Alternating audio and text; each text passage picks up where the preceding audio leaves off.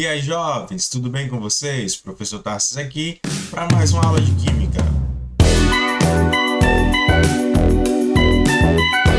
Hoje daremos início a uma série de vídeos para falarmos sobre um assunto básico e introdutório na Química, o átomo. Então, esse é o nosso primeiro vídeo falando aqui sobre a teoria atômica de John Dalton no nosso estudo de atomística. Falar sobre teoria atômica é falar sobre desenvolvimento de tecnologias. Até então, nós estudávamos a matéria, tínhamos os conceitos filosóficos e algumas teorias sobre o que é matéria, né? Lá com os filósofos Demócrito e Leóspo e outros que vieram, né, a definir como matéria. Como já temos aula no canal sobre matéria, né, como ela é formada e tudo mais.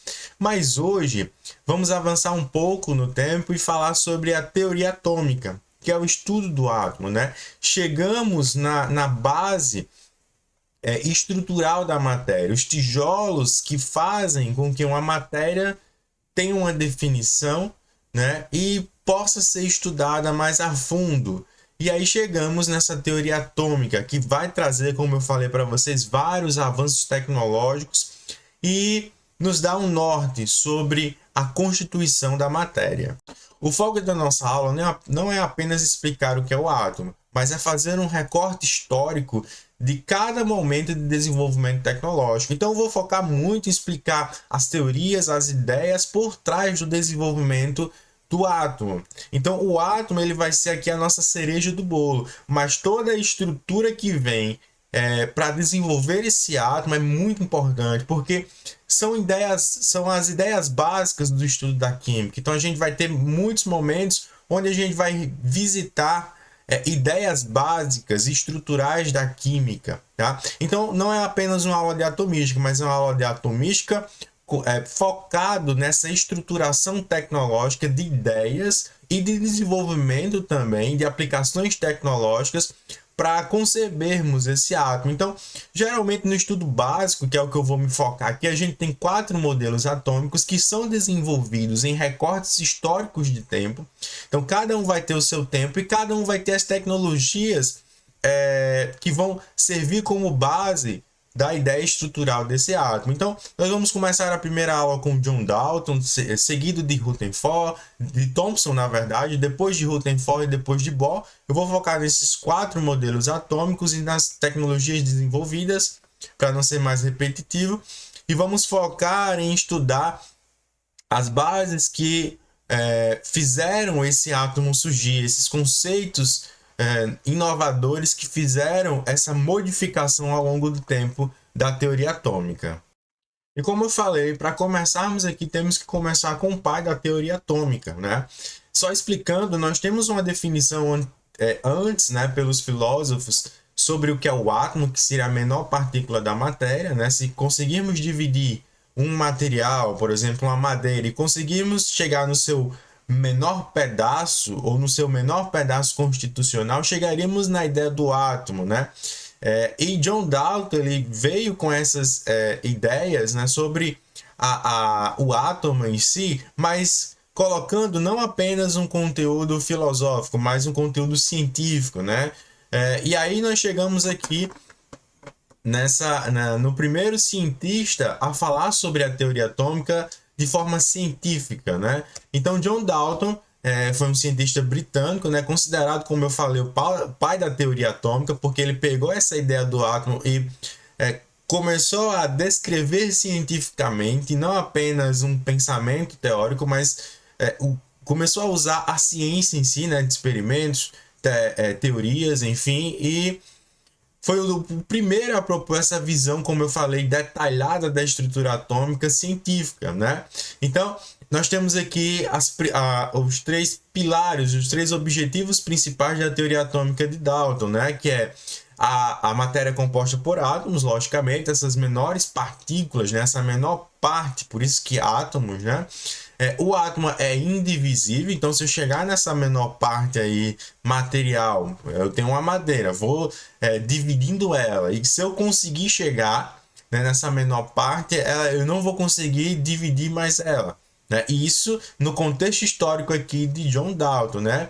E ele já tem essa ideia dos elementos, tá? Ele já tem, a gente vai ver mais para frente, algumas ideias, alguns experimentos que comprovavam que a matéria ela tinha pedaços diferentes, ela era composta por materiais diferentes, né? Então ele fala aqui que os átomos de um elemento são iguais e diferentes dos outros, ou seja, se eu tenho uma madeira, essa matéria da madeira, né, ela é diferente da matéria da água, certo? Então, para essas matérias diferentes que visualmente, macroscopicamente falando, né, a gente conseguia ver diferença entre elas, ele definiu que existiam elementos diferentes. Inclusive, mais para frente eu vou mostrar para vocês, ele começa a desenvolver um esquema, né, um catálogo de elementos materiais. Tá? Então ele é um dos primeiros a colocar símbolos para definir esse material. É assim, ele tem essa ideia, essa constituição, e eu vou colocar uma simbologia para definir esse material. Então você pode ver aqui na tela essa simbologia usada por Dalton para diferenciar esses elementos, tá? Que essa matéria básica, né, para a formação de cada estrutura material, madeira, água, ar, a terra, tá? E tudo mais. E ele usou essa simbologia básica aqui para definir alguns elementos, tá? Alguns átomos. Inclusive a gente tem aqui, ó, a estrutura atômica de Dalton, tá? Essa esfera maciça, né? Ele vai definir que o átomo era uma esfera maciça e indivisível, e toda a matéria, né?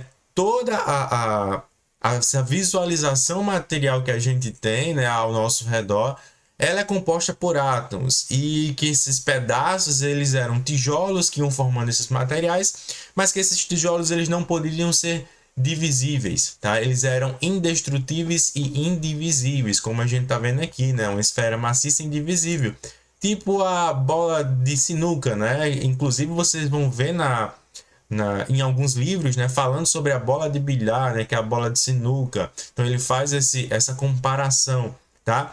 Então Dalton ele foi esse pioneiro, né, na simbologia e na definição, na criação da ideia científica do átomo, né? Como eu disse, utilizando algumas tecnologias que a gente vai ver mais para frente. Falar sobre o modelo atômico apenas na sua literalidade de estrutura e de pensamento em relação ao átomo em si é só a ponta do iceberg.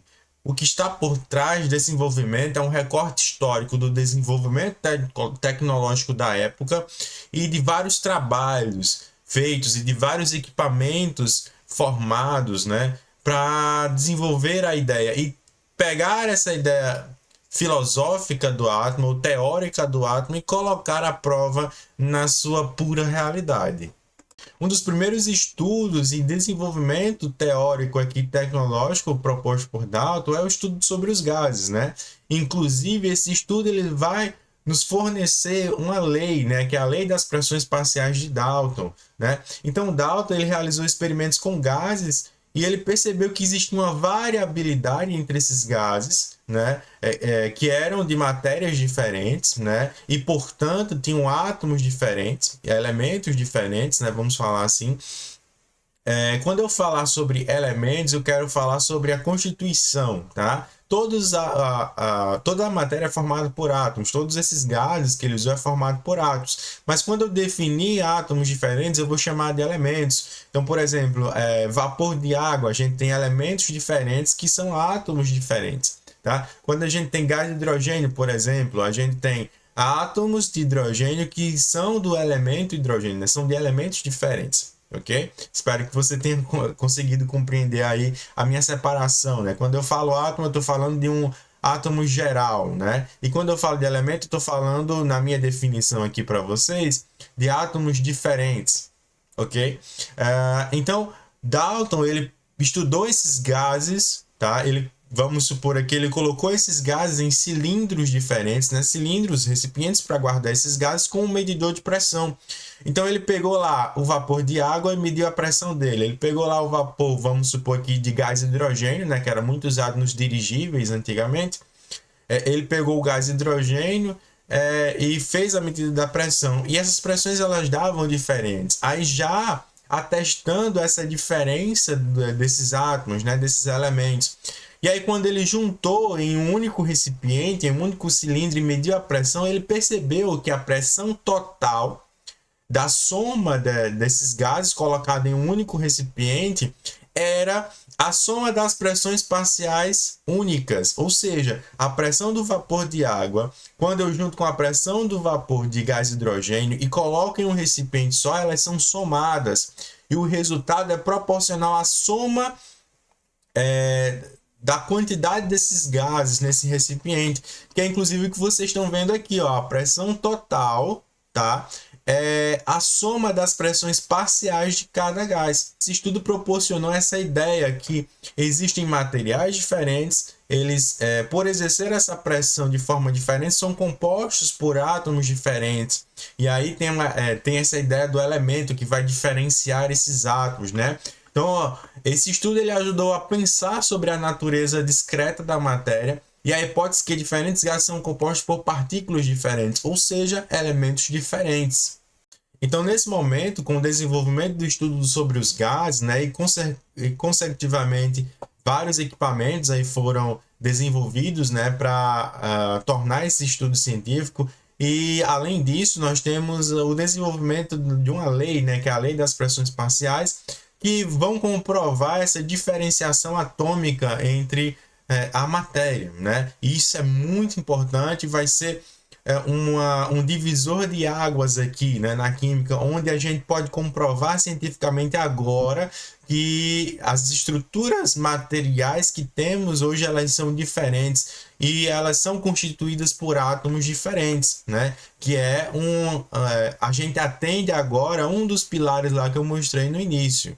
Passando para mais alguns desenvolvimentos que foram usados por Dalton para ajudar na sua constituição estrutural e explicar o átomo em si, nós temos duas leis fundamentais da química, que vai servir para todos os nossos estudos aqui, tá? São duas leis básicas e muito importantes, né? Uma de Antoine Lavoisier, que é considerado o pai da química, né? Se Dalton é considerado o pai da atomística, Lavoisier é considerado o pai da química, né? E nós temos também Joseph Proust, né? Então nós temos duas leis básicas e gerais da química. Começando com a primeira lei aqui, que é a lei da conservação de massa, e na minha opinião a lei mais importante, eu acho que para qualquer químico essa é a lei mais importante, né? É a lei da conservação de massa, né? A lei de Lavoisier, lá proposta no finalzinho do século XVIII. Né? E essa lei é muito importante porque ela vai, nesse caso da nossa aula, ajudar Dalton até essa ideia de conservação, de que essas estruturas atômicas elas não eram modificadas ao longo dos processos que ele estava fazendo. Né? Então, por exemplo, quando eu juntei lá no cilindro que eu expliquei para vocês anteriormente, gás hidrogênio e vapor de água, eu tinha uma confiabilidade de que essas estruturas elas não reagiram entre si e não se transformaram em outros materiais, perdendo ou criando outro material. Não. E, consecutivamente, por exemplo, poderiam dar resultados nas pressões lá medidas, né? Não. Eu tenho uma conservação de massa. Então, no meu processo inicial da matéria, eu tenho em todos os processos físicos e químicos a conservação. A matéria não é criada nem é destruída, ela é transformada, tá? Então, desde lá do Big Bang, que você vê aí, você pode ver na nossa primeira aula do canal aqui, a matéria ela vem se transformando ao longo do tempo. E qualquer transformação que eu faço aqui também no laboratório, em algum experimento, eu só estou transformando essa matéria, atestando que os átomos eles podem se rearranjar entre si, mas que eles sempre estarão estruturados da forma básica lá do seu elemento principal. Partindo aqui para a segunda lei fundamental da química, né, que a gente tem a lei das proporções definidas, aqui proposta por Joseph Proust, um químico francês, lá em 1799, ele estabelece o seguinte, ó, que em qualquer composto químico, os elementos que constituem estão sempre presentes nas mesmas proporções em massa, independente da origem ou da quantidade do composto. E isso ajuda muito a teoria atômica de Dalton, por quê? Porque a substância ou a composição estrutural dessa substância ela não vai variar independente do processo que você fizer. Então a água ela sempre vai ser água com os mesmos elementos, tá? E em qualquer transformação que você fizer na água, pela lei das proporções definidas, essa quantidade de elementos, essa constituição de elementos formadores de água sempre se mantém invariável, tá? E aí eu posso ter confiabilidade na ideia do átomo de Dalton com relação às estruturas se manterem fixas, tá? Ou seja, aquelas medidas que ele fez, e aqui vale um recorte histórico, porque nesse momento da história, né, como eu disse para vocês, cada átomo ele vai ter um contexto histórico relacionado à tecnologia usada na época, que a gente está falando de manipulações de materiais, balanças, medidas de massa, líquidos, medidas de volume, pressão para medida de gases, tá? Então, é importante que essas leis elas corroborem para essa estruturação invariável, tá? Na verdade, que não mude com os processos e tem uma aferição da medida e de confiabilidade para que Dalton proponha a sua ideia teórica de que o átomo ele é indivisível e indestrutível, dependendo de qualquer processo que você fizer. E outra formatação importante, outra ideia importante que Proust faz aqui é porque, como essas substâncias, esses elementos, eles mantêm as suas proporções definidas em qualquer processo fixo ou em qualquer processo de transformação da matéria, é possível colocar para qualquer processo químico uma configuração específica. Então, por exemplo, hoje a gente está muito nesse contexto tecnológico e nós sabemos que seja um celular ou seja um notebook, ele tem uma programação específica. E Proust, lá naquela época, em 1799, ele conseguiu detectar que as substâncias, os materiais obedecem a uma ordem de configuração natural.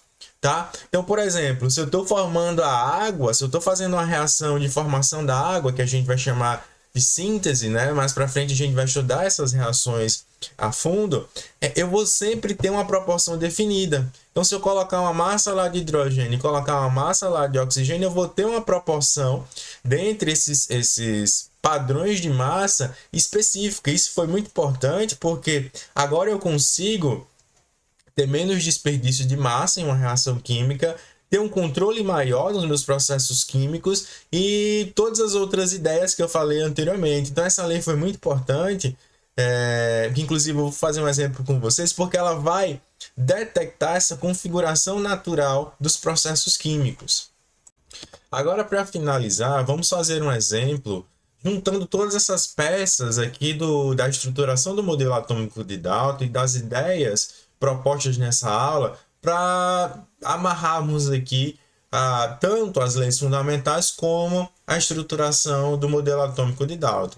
Então eu peguei aqui um exemplo básico do hidrogênio, né, da reação de hidrogênio mais oxigênio na formação de água, a gente chama de síntese, né? Aqui a gente está juntando dois elementos básicos e formando uma substância composta, que é a água. Mais para frente a gente vai ter com certeza uma aulinha sobre isso. Mas vamos lá. Então eu estou pegando uma reação química, eu estou transformando materiais. Lembre-se que agora a gente tem a luz da conservação de massas, né, a lei de Lavoisier, e das proporções definidas de Proust, que nos atesta a estruturação básica definida e a conservação dessa estrutura ao longo dos processos químicos. Então vamos lá. Hidrogênio mais oxigênio, formação de síntese da água, né? Reação de síntese da água, a gente forma água. Na simbologia de Dalton, né, esse átomo ele vai ser uma esfera indivisível e indestrutível. E como eu disse, ele foi um dos pioneiros a colocar alguns símbolos para representar. E aqui eu vou colocar os exemplos para vocês da simbologia usada por Dalton, tá? Então, olha só, simbologia de Dalton. A gente tem o hidrogênio aqui simbolizado por um círculo vazio, né?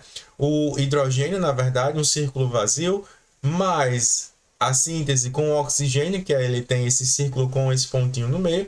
Eles vão reagir entre si. Mais para frente a gente vai falar sobre as reações químicas e formar a água, que nesse momento, né, no recorte histórico de Dalton, ele fazia essa simbologia por esses dois símbolos juntos aí, que seriam a representação da junção entre o átomo de hidrogênio e de oxigênio, tá? E isso só usando a ideia de medidas, tá? De medidas materiais aqui, pegando as bases das leis fundamentais. Próximo aqui, a simbologia moderna, né? A gente vai mais para frente estudar a ligação entre esses átomos e como é que é feito todo esse processo. Então aqui, hoje a gente sabe que a água ela tem uma fórmula molecular de H2O tão famosa, fórmula molecular de H2O, e a gente sabe que eu preciso de dois elementos de hidrogênio, né, para um de oxigênio.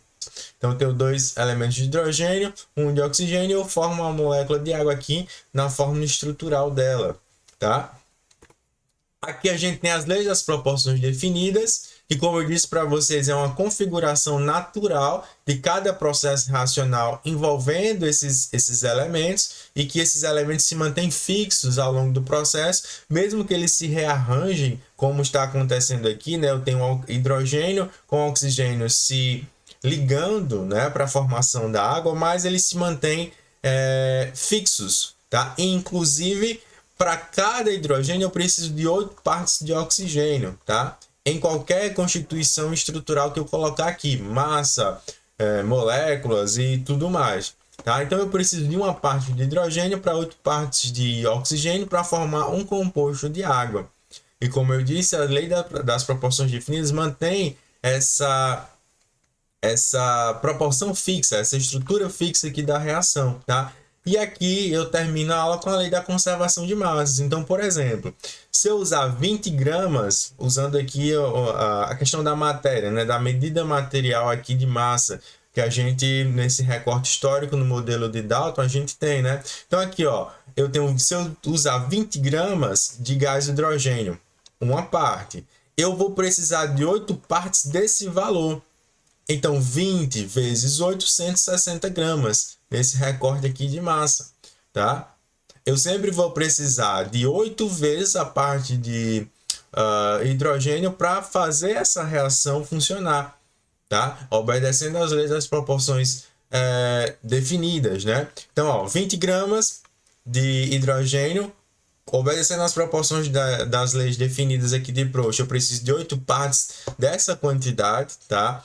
Então, eu preciso de 160 gramas. E aí, quando essa substância reagir, a lei da conservação de massa ela vai entrar em vigor.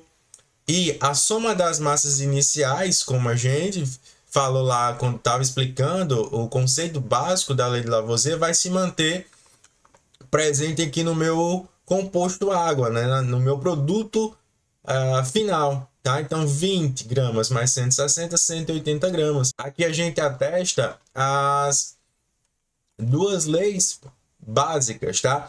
Essa lei da proporção definida é para a água, tá? Mas cada processo químico vai ter o seu. Cada elemento único vai ter a sua proporção entre os elementos formadores, tá? Entre a sua estrutura formadora. E, portanto, chegando ao fim da nossa aula, a gente tem todos os pilares aqui de Dalton explicado para vocês, para que vocês entendam essa construção do modelo atômico de Dalton no recorte histórico e atentando para as tecnologias e ideias usadas na época, que até hoje, alguma dessas ideias, logicamente, esse modelo ele vai avançar com relação ao desenvolvimento tecnológico, mas até hoje a gente usa várias ideias que foram propostas aqui nessa aula. Então temos aqui o átomo de Dalton representado, né, por essa esfera maciça, e passamos por todos os pontos aqui de objetivo dessa aula, né? Toda a matéria é composta por átomos, o átomo é indivisível, né? E os átomos de elementos são iguais e diferentes dos outros, aqui pegando tanto a conservação de massa quanto as leis das proporções definidas. Vale lembrar que isso aqui é um recorte histórico inicial, tá, dos modelos atômicos. Então, algumas dessas ideias vão mudar, mas outras se fazem presente até hoje. E aí, jovens, se você gostou dessa aula, curta, comenta, compartilha, que vem mais aulas por aí.